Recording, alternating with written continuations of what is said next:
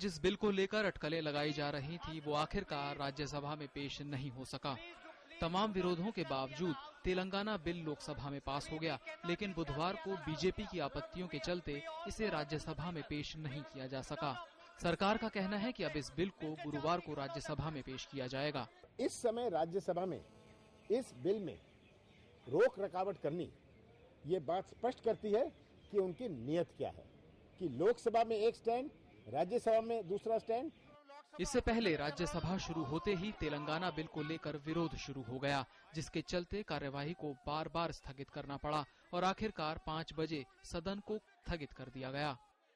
सुबह टीडीपी सांसद रमेश ने राज्यसभा महासचिव से बिल छीनने की कोशिश की, जिसके बाद धक्का मुक्की भी हुई।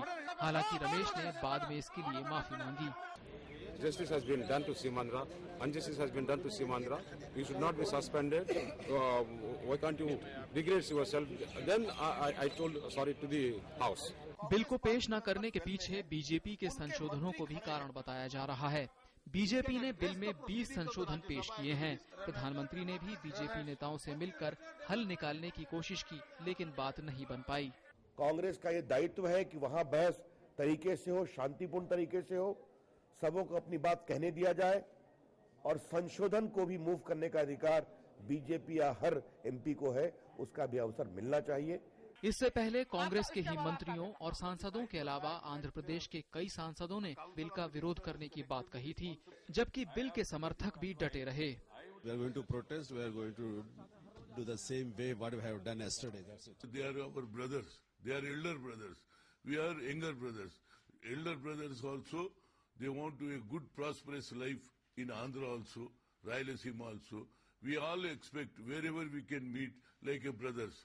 उधर तृणमूल कांग्रेस के नेताओं ने राष्ट्रपति प्रणब मुखर्जी से मिलकर लोकसभा में तेलंगाना बिल के पास होने के तौर तरीकों पर विरोध जताया।